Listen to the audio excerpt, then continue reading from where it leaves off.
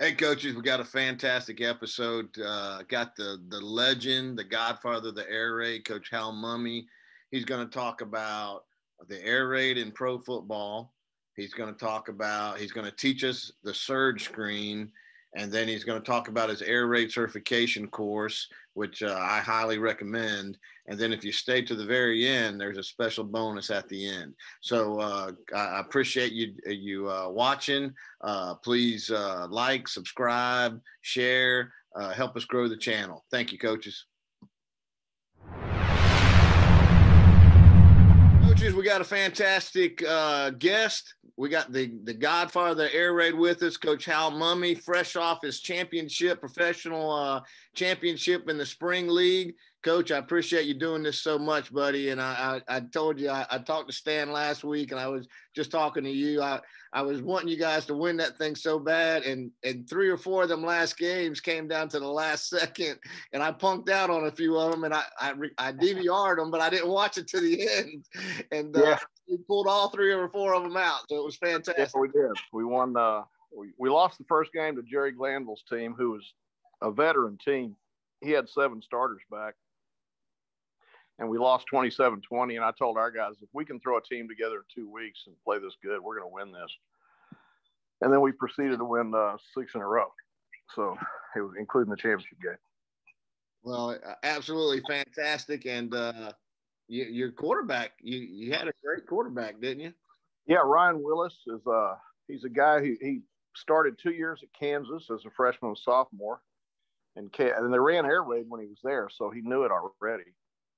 And then, but Kansas was a bit of a disaster when he was there. And so he transferred to Virginia Tech, had to redshirt a year. And then his junior year led him to a bowl game. And his senior year, there was a lot of excitement around him and the whole team. And in the 4th game, he hurt his shoulder, I believe, and missed the rest of the season. And then, of course, that was the same year that after that season, COVID hit. So he didn't get to finish his senior year, and then he didn't get to have his pro day. There was no combine. So this league was really a great thing for him. And a lot of guys like him because it gave him a chance to get some film and get looked at. And I'm pretty sure somebody's going to sign him. Yeah, Stan said he thought he was going to get a pretty good look. So that's great. Tell it. I guess you could probably do a whole video on just obviously putting a team together in 2 weeks. Obviously, the insertion schedule. You proved it. You proved it to everybody that the insertion schedule is the key to the whole thing. Well, yeah, when you were with me at Valdosta State back in the 90s. In fact, side note, when they hired me at the Spring League, the owner of the Spring League is a fellow named Brian Woods.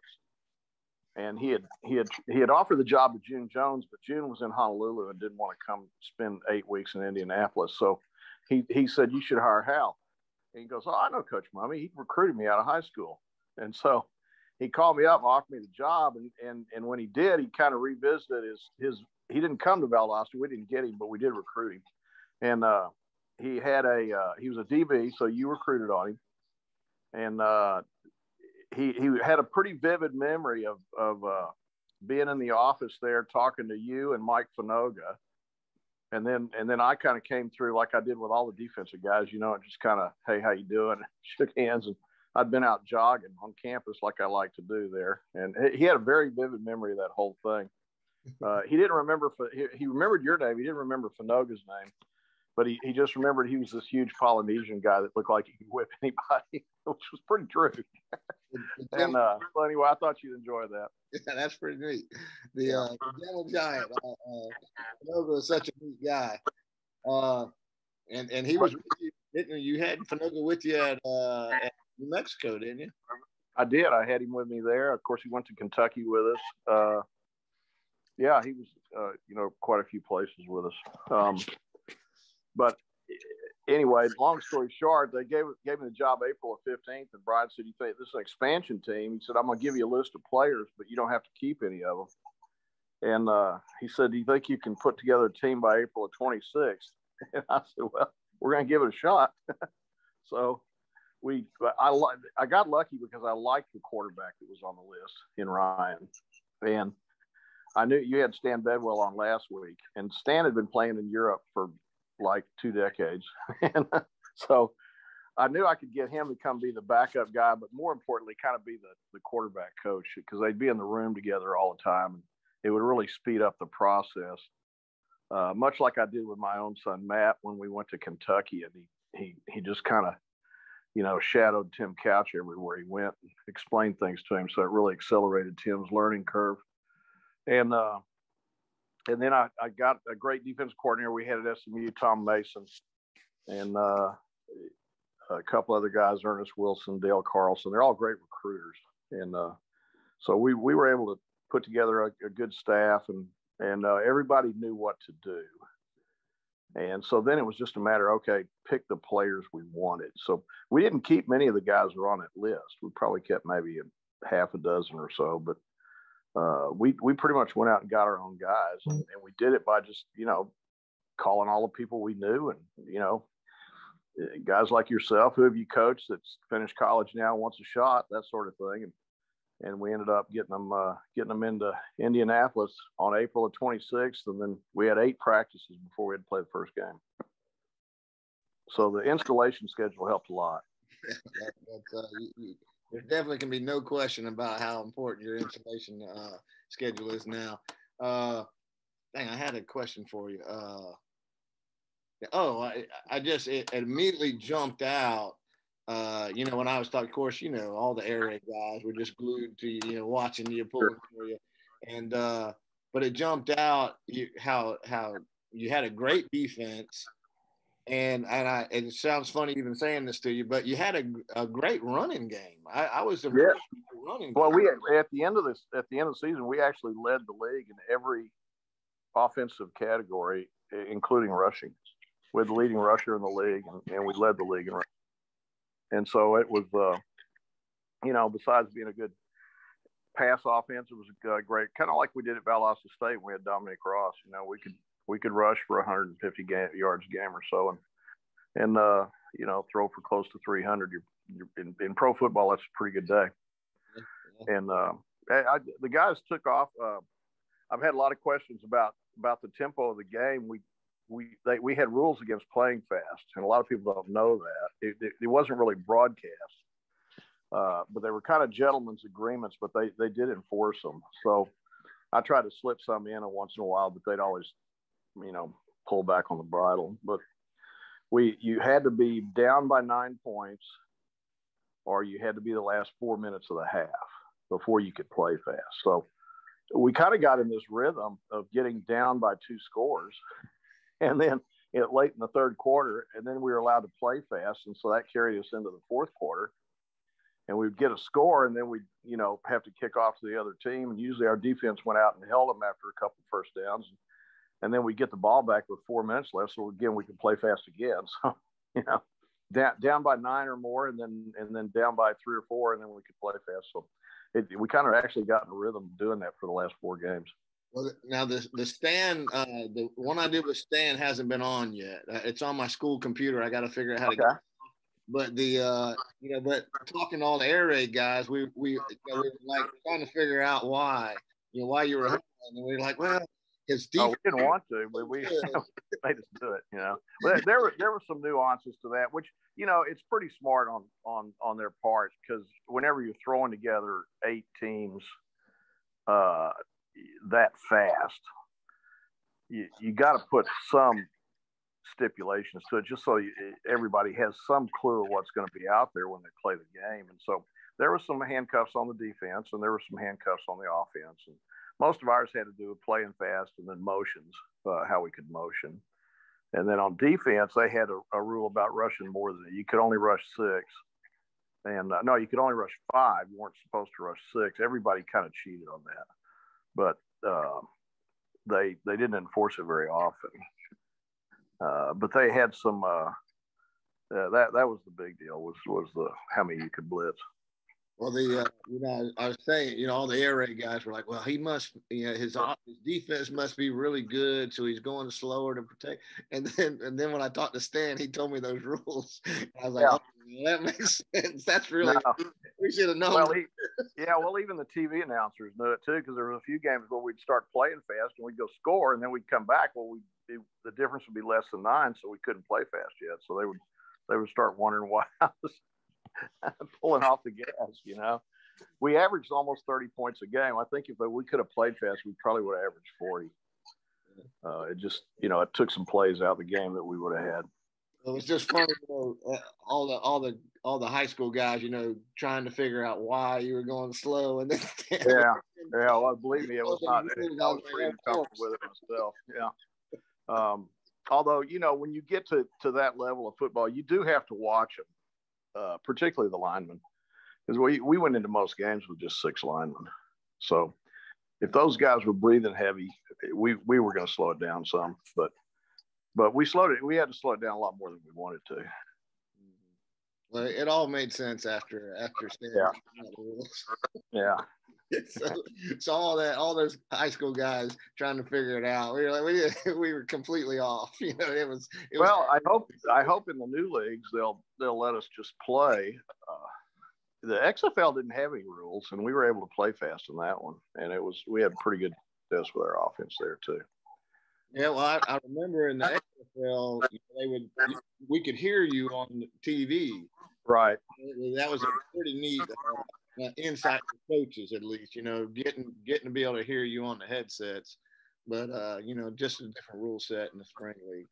Well, that's the fun thing about these spring leagues. I remember when the USFL first came out in the mid '80s, when I was a pretty young coach, and I really enjoyed it because I was working so hard at what I did at UTEP and West Texas State and places like that we never got to watch much NFL football. And so, having the spring league and having these guys come around in the fall, like I remember Mouse Davis coming to El Paso, and I picked his brain for 8 hours one day. And they were out scouting for their league for the spring. And so we were all really excited about the USFL, because it was just such a fun league to watch, and plus all the coaches in the business really enjoyed it, because we finally got to watch some pro football and really study it. No one understands that. I always say that time at Valdosta State, I never got to see, I'd get to see 10 minutes of a Monday night game. Yeah. I never got to see NFL games because we were meeting all day Sunday. Yeah. And you're too busy getting, it's such a crunch to get ready for your next game. And it's the same in high school football too. Y'all have a hard time watching college games or pro games because most of you guys work the whole weekend. So it's not NFL. Yeah. But I think it'll be a fun league to see come back, and they're supposed to kick off in next spring. And we're talking USFL now. The USFL is coming back. Yeah, the USFL. I think the XFL is planning on the following year. Right. Yeah, I just saw that today. That's fantastic, and hopefully you're going to be a big part of that too. So I look forward to it. We do. Awesome. Well, you're going to teach us a play. What you going to? Okay. How are we going to do this? Do you got a board or something I'm going to draw on, or how do you want to do that? If you want to, if you don't have a whiteboard, I can put this thing on. Yeah, why don't you do it, and I'll just tell you how to do it. Okay. How's that? Let me. I'll touch you up. Okay, that's I need that. Let's see. All right. I don't draw them as good as you do, but I don't know. Looks pretty good. It's harder to draw on these things than it was on regular whiteboards. I have noticed that. Well, you used to be the best whiteboard, and the GAs would all come in after you guys left, and we would study those boards because you would have so many good plays up there. All right, what are we going to do? Well, I think one of the things that we did in the spring league that was really effective was our surge screen, and that has evolved through the years off of our. Remember how we used to run the tunnel screen, and then it became the total screen to either side, and then when we went to New Mexico State in 2005, we started running it like this, and so your X is on the left, and You got H. We're going to be in an open set, so H is kind of split the difference there on the other side. And then on the other side, you got Y and Z, same alignment. And then we put the F is usually to the right of the quarterback. Sometimes we'll put him in the pistol and motion him out there. And then all you really have to draw in is the defensive end to the offensive right over the right tackle. And then behind that, the blocking on the read screen is just 1, 2, 3. So the Z is going to block the corner. The Y is going to block the flat player. And the tackle, right here.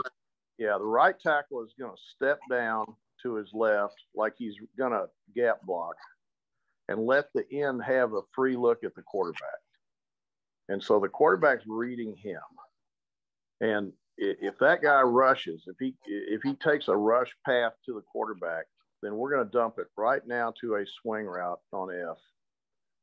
And then the tackle, after he steps down and feels that end clear his butt, he takes a really flat path at number 2 up to number 1, and then just really kind of looks back inside or straight ahead and just tries to pick up the only thing left. So let's say the Y missed number 2. He'd be there to pick it up. Usually you got a linebacker flowing out there, so you might have a switch off between Y would take the number 3 guy and tackle would take number 2. We kind of just work on those combinations right there, and it's a really effective little quick screen to F.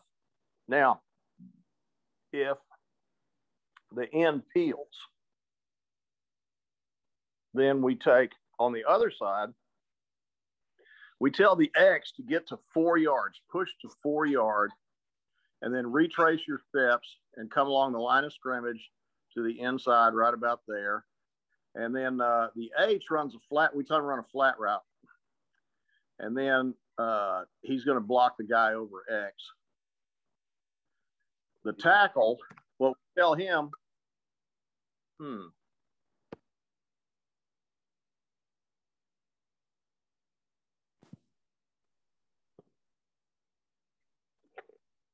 Sorry, Joe. Oh, you got me back? Yeah, I got you. Okay. We had somebody try to call me. It interfered with the Zoom meeting. Can you hear me okay? Yeah, we're good. You're really faint for me. Check your volume.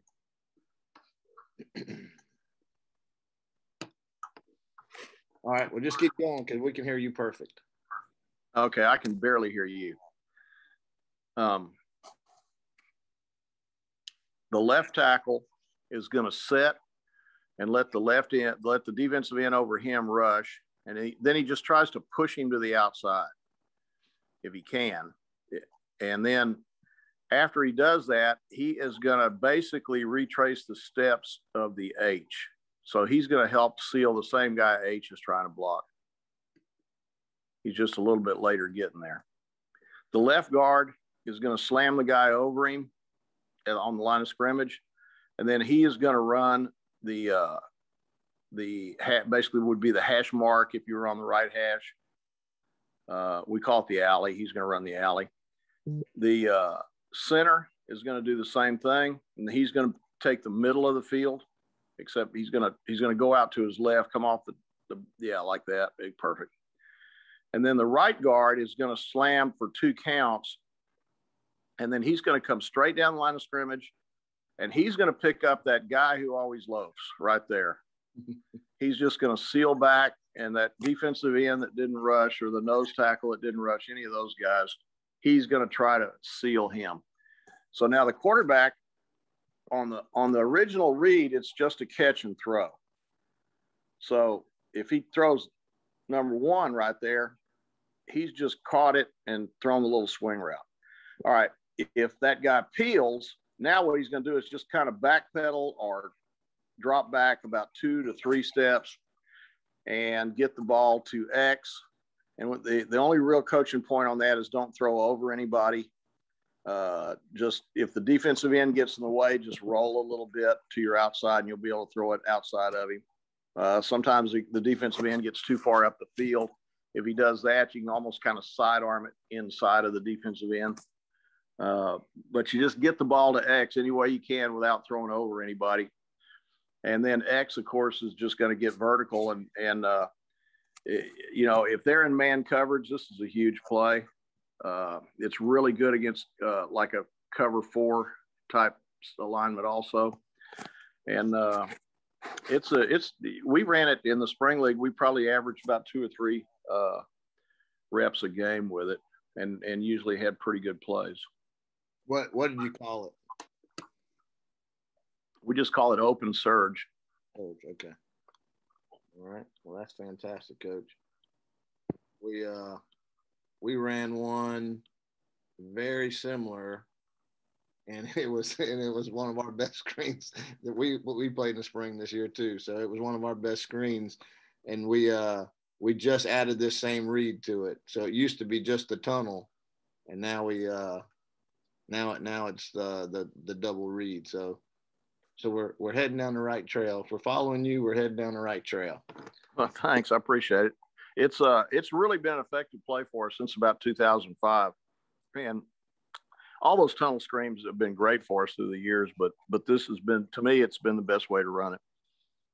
Awesome. Well, Coach, I appreciate you doing this, and I want to talk about the certification course, because I think it's probably the smartest move that a coach can make is to get AirRaid certified. So can you give us like a little brief commercial on it and give your thoughts to it for us? Well, if they want to sign up, they can go to you can Google search AirRaidCertified.com, or you can go to our at AirRaid Certified, our Twitter. There's various ways to sign up there. They're pretty easy. It costs right around $500. It's a 17 video done strictly by me. And there's 3 tests along the certification, and you have to make over 90% on the test in order. We split into thirds roughly, and you have to, pass the first one, and then you can go to the next third, and then the final third. I tried to put in everything I could think of particularly for young coaches and guys trying to move up in the profession. And I've had probably in the last 6 months, I've probably had a dozen or so testimonial emails from people thanking me because they got jobs from various people. A lot of schools, particularly over here in Texas, are starting to put that on their job description if they're places that like throwing the ball, and they'll ask for you be AirRaid certified to apply. We've placed some head coaches, we've placed some coordinators, and we've just helped a lot of guys get better. Everywhere from California to New Jersey, and it's been really fun to watch it grow. We've got almost there's over 600 coaches that have done it at this point. We've been going about 18 months now. That's awesome. That's how I think about it. Is probably the best investment that a coach can make in themselves is getting AirRaid certified. And well, it kind of forces you to learn the whole thing. And other than, unlike where you just buy a videotape and sit there and watch it, in this deal, you got to actually pay attention and get all the details of it. But when you're done with it, you're going to know our offense. You're going to be ready to go coach someplace if you want to run AirRaid. And it was a lot of fun to do, and I really enjoyed it. And I hope everybody will, take part of it if they need it. Well, I'm remembering you said your quarterback in the spring league, what you liked about your quarterback is he ran this offense as a freshman and sophomore, and he still remembered how to do it. So there's just he had a lot of memory from his 2 years at Kansas, and even at Virginia Tech, they did a lot of similar concepts. So that part was good for us and made it easy to coach him. And the other thing I'd like to tell you about, I went and saw a movie yesterday, and it's only in Texas right now, but if you get a chance to see it on Netflix or whatever, there's a great story called The 12 Mighty Orphans. It's set in the 1930s, and Rusty Russell was a great high school football coach here in Texas. And it's just a really great story. And for guys that are coaches, You'll really enjoy it. So check it out in the next few weeks if you can. Hopefully they'll premiere it nationwide. It's got a lot of good stars in it. Luke Wilson plays Rusty Russell, and Robert Duvall's in it, and Martin Sheen. And there's a lot of great acting and a lot of really period piece football. If you enjoy the history of football like I do, Rusty was one of the first guys to spread things out and start throwing the ball. Yeah. And so you'll really enjoy it. Well, you're actually the second guy who's recommended that, and I wish I could remember who the first one was, but it obviously, I know you're a history buff, so you love that part of it too. But I've heard someone else has said what an awesome movie it is, so I appreciate. Yeah, it really is, particularly for coaches or players. I mean, it really, it's set in the Depression, so it really gives you a real historical feel of what the people went through in those times, and my parents and probably your grandparents, but. It's and the players are all at the Texas Home for Orphans in Fort Worth, and they went on to play for the state championship in 1938, and they did that several times through the years. They had a program there until 2004. Awesome. Well, Coach, I appreciate you doing this so much, for telling us about the championship and giving us the details on the surge screen and talking about the certification course and giving us a good date night movie. So man, there you go. Well, you'll have fun with that. Yeah. I appreciate you, Joe. Good luck to y'all. We can't wait to see you in the USFL also. So thank you very much, Coach. Well, hopefully that'll happen. We'll do it. Thank you. Yeah. Thank you.